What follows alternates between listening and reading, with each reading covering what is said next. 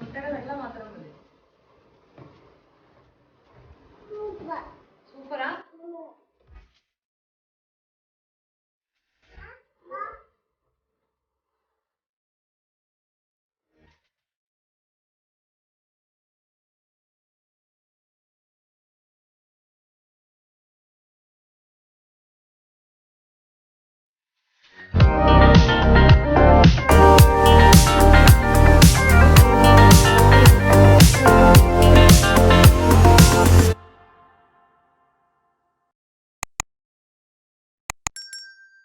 Hello, welcome back to 3D family. അപ്പോൾ എല്ലാവരും സുഖമായിട്ടിരിക്കുന്നല്ലോ അല്ലേ? നമ്മളിവിടെ സുഖമായിട്ടിരിക്കുന്നു. അപ്പോൾ നിങ്ങൾക്ക് എല്ലാവർക്കും ഇഷ്ടപ്പെടുന്ന ഒരു വ്ളോഗുമായിട്ടാണ് ഇന്ന് വന്നിരിക്കുന്നത്. രാവിലത്തെ കുറേയധികം വിശേഷങ്ങളുണ്ട്. കുക്കിങ്, ക്ലീനിങ്, റെസിപ്പി ഷെയർ ചെയ്തിട്ടുണ്ട്. അതുപോലെ തന്നെ ഒരു തോട്ടും കൂടെ നിങ്ങളുമായിട്ട് ഷെയർ ചെയ്യുന്നുണ്ട്. അപ്പോൾ എന്തായാലും വീഡിയോ സ്കിപ്പ് ചെയ്യാതെ നിങ്ങൾ ഫുള്ളായിട്ട് കാണുക. അപ്പോൾ നമുക്കിനി വീഡിയോയിലേക്ക് പോകാം അല്ലേ? അപ്പോൾ രാവിലെ ഒരു 6 മണി ആകാറായപ്പോഴാണ് ഞാൻ എണീറ്റിട്ടുണ്ടായിരുന്നത്. ഒരു 5:30 ആ സമയമായപ്പോഴത്തേക്ക് ദിനു എണീറ്റിട്ടുണ്ടായിരുന്നു. അപ്പോൾ ഞാൻ എണീറ്റ് വന്നപ്പോഴത്തേക്കും ദിനു ജിമ്മിലേക്ക് പോകാനായിട്ട് ഇറങ്ങി. അപ്പോൾ തലേന്ന് തന്നെ കുടിക്കാനുള്ള വെള്ളം തിളപ്പിച്ച് വെക്കും. ആ വെള്ളമായിട്ടാണ് ദിനു ജിമ്മിൽ പോകുന്നത്. പിന്നെ അടുക്കളയിലോട്ട് വന്നു കഴിഞ്ഞപ്പോൾ ആദ്യമേ തന്നെ മുട്ട പുഴുങ്ങാനായിട്ടാണ് ഇട്ടത്. അപ്പം മുട്ട ഇട്ടിട്ട് കുറച്ച് ഉപ്പും കൂടി ഇട്ട് കൊടുത്തിട്ട് അതവിടെ പുഴുങ്ങാനായിട്ട് വെച്ച് കഴിഞ്ഞാൽ ഒരു 10-15 മിനിറ്റിനുള്ളിൽ അതവിടെ ഇരുന്ന് അങ്ങ് വെന്ത് കിട്ടിക്കോളും. അതിനുശേഷം ഗ്രീൻ ടീക്കുള്ള വെള്ളവും വെച്ചു. കാരണം അതിന് വരുമ്പം ഗ്രീൻ ടീ കുടിക്കും. മുട്ട പുഴുങ്ങിയത് ബ്രേക്ക്ഫാസ്റ്റ് കഴിക്കുന്ന കൂടിയേ കഴിക്കുള്ളൂ. പിന്നെ പാത്തു ആ സമയത്ത് തന്നെ എണീറ്റ് വരുന്നുണ്ട് കേട്ടോ. വന്നപ്പോൾ തന്നെ വരുന്ന വഴിക്ക് അവൾ കിച്ചൺ സെറ്റ് റൂമിൽ വെച്ചിരുന്നു. അതുമൊക്കെ ആയിട്ടാണ് വന്നത്. അപ്പോൾ ഗ്രീൻ ടീയുടെ വെള്ളം തിളച്ച് കഴിഞ്ഞപ്പോഴത്തേക്കും ടീ ബാഗ് ഞാൻ അതിലേക്ക് ഇട്ട് കൊടുക്കുന്നുണ്ട്. അത് കഴിഞ്ഞിട്ട് പിന്നെ കുക്കിങ്ങിൻ്റെ പരിപാടികളിലേക്ക് കടന്നു. അപ്പോൾ ഇന്ന് ഞാൻ ഉണ്ടാക്കുന്നത് മഷ്റൂം റോസ്റ്റ്, രസം, പിന്നെ തക്കാളി ചമ്മന്തിയാണ്. ദോശയ്ക്ക് രാവിലെ ബ്രേക്ക്ഫാസ്റ്റ് ദോശയാണ്. അപ്പോൾ മഷ്റൂം റോസ്റ്റിൻ്റെ റെസിപ്പി ഓൾറെഡി ഞാൻ ഷെയർ ചെയ്തതാണ്. അതുകൊണ്ട് പ്രത്യേകിച്ച് ഇനി പറയേണ്ട ആവശ്യമില്ല. ഇനിയിപ്പോൾ ദോശയ്ക്ക് കഴിക്കാനായിട്ട് തക്കാളി ചമ്മന്തി ഉണ്ടാക്കുന്നുണ്ട്. നല്ല ടേസ്റ്റ് ആട്ടോ. ദോശയ്ക്കും ഇഡ്ഡലിക്കും എല്ലാം നല്ല അടിപൊളിയാണ്. അപ്പോൾ ആ ഒരു ചമ്മന്തി ഉണ്ടാക്കുന്നത് എങ്ങനെയാണെന്ന് ഞാൻ പറഞ്ഞുതരാം. വളരെ എളുപ്പത്തിൽ ഉണ്ടാക്കാൻ പറ്റുന്ന ഒരു റെസിപ്പി കൂടിയാണ്. അപ്പോൾ നമ്മളൊരു പാൻ വെച്ച് അത് ചൂടായി വരുമ്പോൾ അതിലേക്ക് ഒരു 2 ടീസ്പൂൺ വെളിച്ചെണ്ണ ഒഴിച്ചു കൊടുക്കാം. അതിനുശേഷം 2 സവോള അരിഞ്ഞതും അതിൻ്റെ കൂട്ടത്തിൽ ഇഞ്ചിയും വെളുത്തുള്ളിയും കൂടെ അരിഞ്ഞത് 1 ടീസ്പൂണും കൂടി ഇട്ട് കൊടുക്കുന്നുണ്ട്. പിന്നെ നമ്മൾ ഇതിന് എരിവിന് ആവശ്യത്തിന് വറ്റൽമുളക് ഇട്ട് കൊടുക്കുന്നത് കേട്ടോ. അപ്പോൾ അത് നമ്മുടെ എരിവിനനുസരിച്ചിട്ട് നിങ്ങൾ മാറ്റം വരുത്തുക. ഞാനിപ്പോൾ ചെറിയ വറ്റൽമുളക് അതിൻ്റെ 1/4 ഭാഗവും അത് പൊട്ടിച്ചിട്ട് അതിൻ്റെ അകത്തെ അരി കളഞ്ഞിട്ടാണ് കേട്ടോ ചേർക്കുന്നത്. അപ്പോൾ ഒരു കളറ് കിട്ടുകയും ചെയ്യും, എരിവ് വരുത്തുമില്ല. അങ്ങനെയാണ് ഞാൻ ചേർത്ത് കൊടുക്കുന്നത്. അതിനുശേഷം നമുക്കിത് നല്ലപോലെ മിക്സ് ചെയ്ത് കൊടുക്കാം. എന്നിട്ട് അവിടെ ഇരുന്നത് നന്നായിട്ട് വഴണ്ട് വരട്ടെ. ഇത് പിന്നെ മഷ്റൂം റോസ്റ്റാണ്. മഷ്റൂം റോസ്റ്റിൻ്റെ റെസിപ്പി ഞാൻ ഷെയർ ചെയ്തിട്ടുള്ളതായതുകൊണ്ട് പ്രത്യേകിച്ച് പറയുന്നില്ല. അപ്പോൾ റെസിപ്പി ആർക്കെങ്കിലും വേണമെന്നുണ്ടെങ്കിൽ ഞാൻ ഡിസ്ക്രിപ്ഷനിൽ കൊടുക്കാം കേട്ടോ. നല്ല ടേസ്റ്റി ആയിട്ടുള്ള ഒരു റെസിപ്പിയാണ്. അപ്പോൾ പാത്തു ആണെങ്കിൽ കിച്ചൺ സെറ്റിൻ്റെ കളിയൊക്കെ ഏകദേശം കഴിഞ്ഞപ്പോഴത്തേക്കും അവൾ ചൂലും എടുത്തുകൊണ്ട് പോയിട്ടുണ്ട്. തൂക്കാനാണെന്ന് പറഞ്ഞ് പോയെങ്കിലും പക്ഷെ അവിടെ വെച്ചിട്ട് കളിക്കുക കേട്ടോ. അപ്പം നമ്മുടെ ഈ ഒരു സവോളയൊക്കെ നന്നായിട്ട് വഴണ്ട് വരണം. നല്ലപോലെ വഴണ്ട് വരുന്നിടം വരെ ഇടയ്ക്കിടയ്ക്ക് ഇളക്കി കൊടുക്കണം. ഇല്ലാന്നുണ്ടെങ്കിൽ ചിലപ്പം അടി കിടക്കുന്ന സവോളയിൽ നിന്ന് കരിഞ്ഞ പോലെ ആകാനുള്ള ചാൻസ് ഉണ്ട്. അപ്പം ഒരിടത്തുനിന്ന് മുട്ട മാറ്റിയിട്ട് മുട്ട വെന്ത് കഴിഞ്ഞ് മാറ്റിയപ്പോൾ ഞാൻ തലേന്ന് വേവിച്ച് വെച്ചിട്ടുണ്ടായിരുന്ന ഹാഫ് കുക്ക് ചെയ്ത് വെച്ചിട്ടുണ്ടായിരുന്ന അരി വീണ്ടും തിളപ്പിക്കാനായിട്ടും എടുത്ത് വെച്ചിട്ടുണ്ട്. ഈ സവോളയൊക്കെ നന്നായിട്ട് വഴണ്ട് വന്നതിന് ശേഷം അതിലേക്ക് നമ്മൾ തക്കാളി ചേർത്ത് കൊടുക്കണം. തക്കാളി ചേർക്കുമ്പോൾ നല്ലപോലെ പഴുത്ത തക്കാളി തന്നെ ചേർക്കാനായിട്ട് ശ്രദ്ധിക്കുക. 2 തക്കാളിയാണ് കേട്ടോ ഞാൻ എടുത്തിട്ടുണ്ടായിരുന്നത്. ചെറിയ തക്കാളി ആയിരുന്നുകൊണ്ടാണ് 2 എടുത്ത്. വലിയ തക്കാളി ആണെങ്കിൽ 1 ആണെങ്കിലും മതിയാകും. എന്നിട്ട് അത് അടച്ചു വെച്ചിട്ട് നല്ലപോലെ കുക്കാക്കി എടുക്കണം. തക്കാളി വെന്ത് ഉടഞ്ഞു വരുന്ന ആ പരുവ ആകുമ്പം നമ്മൾ അതിലേക്ക് കുറച്ച് മല്ലിയിലയും കൂടെ ഞുറുക്കി ചെറുതായിട്ട് അരിഞ്ഞിട്ട് കൊടുക്കുന്നുണ്ട്. അങ്ങനെ മല്ലിയിലയും കൂടി ഇട്ടിട്ട് ഒരു 2-3 മിനിറ്റ് വഴറ്റിയതിന് ശേഷം നമുക്ക് ഫ്ലെയിം ഓഫ് ചെയ്ത് വെക്കാം. ഇപ്പോൾ ഇത് ഏകദേശം റെഡി ആയിട്ടുണ്ട്. ഇനി ഇത് ഫ്ലെയിം ഓഫ് ചെയ്ത് വെച്ചിട്ട് ഇതിൻ്റെ ചൂടാറി കഴിയുമ്പം മിക്സിയുടെ ചെറിയ ജാറിലിട്ടിട്ട് നല്ലപോലെ അരച്ചെടുക്കുക. ഇതിൽ വെള്ളം ചേർക്കാൻ പാടില്ല കേട്ടോ. വെള്ളം ചേർക്കാതെ തന്നെ ചൂടാറി കഴിയുമ്പോൾ അരച്ചെടുക്കണം. പിന്നെ അതിലേക്ക് ഉപ്പ് ചേർക്കുന്ന കാര്യം ഞാൻ പറയാൻ വിട്ടുപോയിട്ടുണ്ടോ എന്നൊരു സംശയമുണ്ട്. എന്തായാലും ഉപ്പ് ചേർക്കണം, ഞാൻ ചേർത്തിട്ടുണ്ടായിരുന്നു കേട്ടോ. അപ്പോൾ നമ്മുടെ മഷ്റൂം റോസ്റ്റും ഇവിടെ ഏകദേശം റെഡി ആയിട്ടുണ്ട്. കാണുമ്പോൾ തന്നെ നിങ്ങൾക്ക് ഉണ്ടാക്കാനായിട്ട് തോന്നുന്ന ഒരു റെസിപ്പി കൂടിയാണ് മഷ്റൂം റോസ്റ്റ്. അതിനിടയ്ക്ക് പാത്തൂസ് പോയി പല്ല് തേക്കുന്നുണ്ട്. തന്നെ ഇപ്പം വൃത്തിയായിട്ടൊക്കെ തേക്കും. പക്ഷെങ്കിൽ വായൊക്കെ കഴുകണമെങ്കിൽ നമ്മൾ തന്നെ ചെല്ലണം. അപ്പം തേച്ച് കഴിയുമ്പോൾ വിളിക്കും. എല്ലാന്നുണ്ടെങ്കിൽ ഇറങ്ങി ഇങ്ങ് വരും, പിന്നെയും വിളിച്ചുകൊണ്ട് പോകണം. അപ്പം പല്ലൊക്കെ തേച്ച് തുപ്പൊന്നൊക്കെ ഉണ്ട് ആൾ.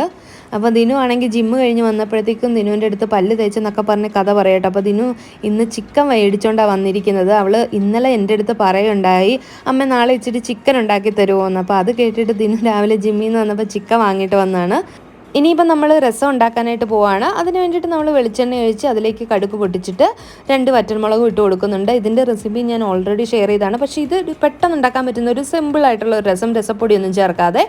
അതിലേക്ക് കുറച്ച് കുരുമുളകും കുറച്ച് ജീരകം, ഉള്ളി, ഇഞ്ചി, വെളുത്തുള്ളി കുറച്ച് കൂടുതൽ എടുത്തിട്ട് ഇതെല്ലാം കൂടെ നല്ല പോലെ ഒന്ന് ചതച്ചിട്ട് അതിട്ട് കൊടുത്ത് നന്നായിട്ടൊന്ന് വഴറ്റിയെടുക്കുകയാണ്. പച്ചമുളക് ചേർക്കണമെങ്കിൽ പച്ചമുളകും കൂടെ ചേർക്കാം കേട്ടോ. ഞാൻ പച്ചമുളക് ചേർത്തിട്ടില്ല. അപ്പോൾ ഈ സമയത്ത് ദിനു വേസ്റ്റ് കെട്ടി വെക്കുകയാണ്. പാത്ത് പുറകെ നടക്കുന്നുണ്ട് കേട്ടോ. ആ കിച്ചൺ സെറ്റും ചൂലും എല്ലാം അവിടെ ഇട്ടിട്ടുണ്ടായിരുന്നു. ചൂല് പിന്നെ ഞാൻ എടുത്തുകൊണ്ട് തിരിച്ചു വെച്ചു. അപ്പോൾ അവളാണെങ്കിൽ സ്കൂട്ടറിൽ കയറി രാവിലെ സ്കൂട്ടറെ കളിയും തുടങ്ങിയിട്ടുണ്ട്. അപ്പോൾ ഈ ഒരു ടൈം കൊണ്ട് നമ്മുടെ തക്കാളി ചമ്മന്തി ചൂടാറി കഴിഞ്ഞപ്പോഴത്തേക്കും ഞാൻ നന്നായിട്ട് അരച്ചെടുത്തിട്ടുണ്ടായിരുന്നു. നല്ല ടേസ്റ്റി ആയിട്ടുള്ളൊരു റെസിപ്പിയാണ്. അപ്പോൾ ഇതുവരെ ഇങ്ങനെ ഒരു ചമ്മന്തി നിങ്ങൾ ട്രൈ ചെയ്തിട്ടില്ലെങ്കിൽ തീർച്ചയായിട്ടും ട്രൈ ചെയ്ത് നോക്കണം കേട്ടോ. എന്നിട്ട് ഫീഡ്ബാക്കും പറയണം. അപ്പോൾ അത് നന്നായിട്ടൊന്ന് പച്ചമണമൊക്കെ മാറിക്കഴിഞ്ഞപ്പോൾ ഞാൻ അതിലേക്ക് ഒരു തക്കാളിയും കൂടെ ചേർത്ത് കൊടുത്തിട്ടുണ്ടായിരുന്നു. അപ്പോൾ തക്കാളിയൊക്കെ നന്നായിട്ട് വെന്തുടഞ്ഞ് വന്നപ്പം ഇതിലേക്ക് ആവശ്യത്തിന് പുളിവെള്ളം ഒഴിച്ചു കൊടുക്കുകയാണ്. കൂടത്തിൽ നമ്മൾ ആവശ്യത്തിന് ഉപ്പും കൂടെ ചേർത്തിട്ട് നന്നായിട്ടൊരു 3-4 മിനിറ്റ് തിളപ്പിക്കണം. അങ്ങനെ തിളച്ച് വന്നു കഴിയുമ്പം കായപ്പൊടിയും അതുപോലെ തന്നെ കുറച്ച് മല്ലിയിലയും കൂടി ഇട്ട് കഴിഞ്ഞാൽ നമ്മുടെ അടിപൊളി ടേസ്റ്റി ആയിട്ടുള്ള രസം റെഡിയാകും.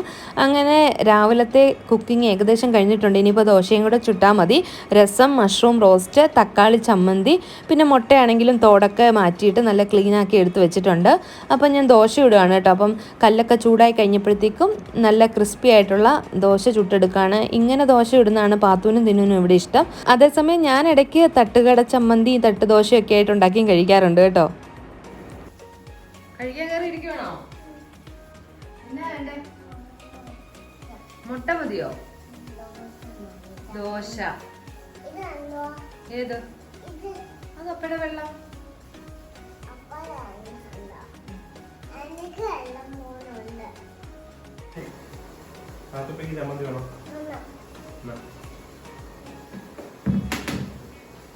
മുട്ട തരട്ടെ?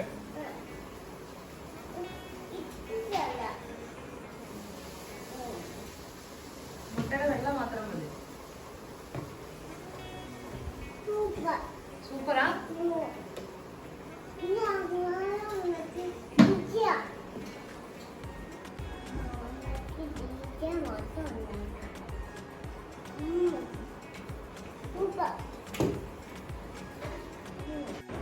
അങ്ങനെ ദിനു ബ്രേക്ക്ഫാസ്റ്റ് കഴിക്കുന്ന സമയം കൊണ്ട് ഞാൻ ലഞ്ച് ബോക്സ് ഒക്കെ റെഡിയാക്കുകയാണ്. ചോറും രസവും മഷ്റൂം റോസ്റ്റും എടുത്തിട്ട് അതൊന്ന് അടച്ച് ബോക്സിലാക്കി അടച്ചു വെക്കുകയാണ് കേട്ടോ.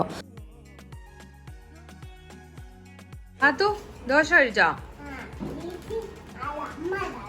അമ്മ തരുമോ? അതെന്താ കഴിക്കാത്ത തന്നെ?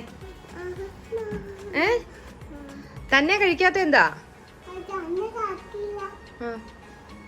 മുട്ട കഴിച്ചോ? ഓക്കെ.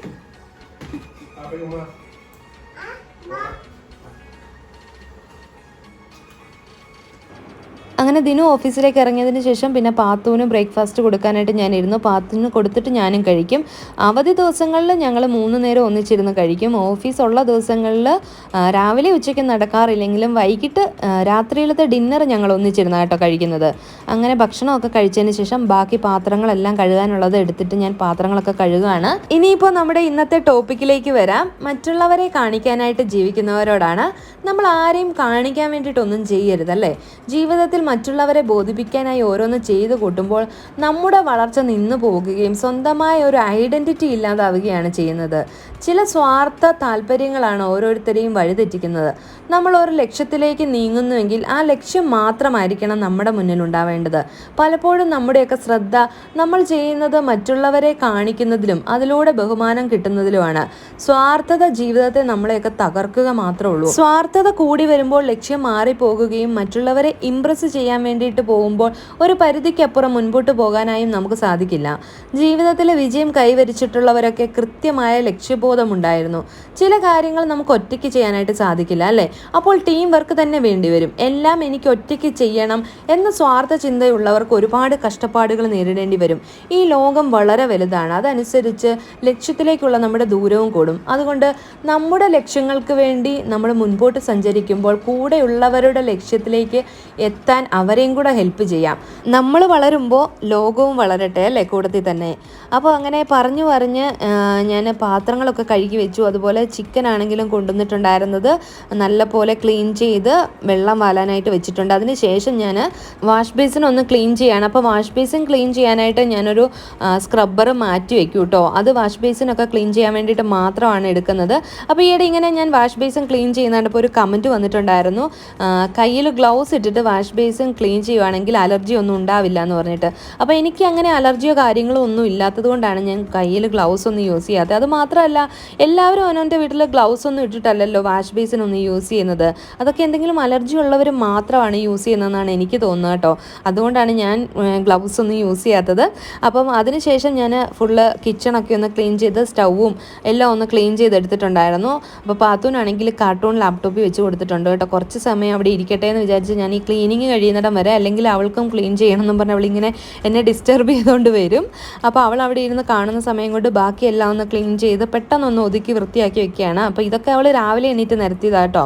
അപ്പോൾ രാത്രിയിലെല്ലാം ക്ലീൻ ചെയ്ത് വെച്ചിട്ട് കിടന്നാലും രാവിലെ എണീറ്റ് നിരത്തും.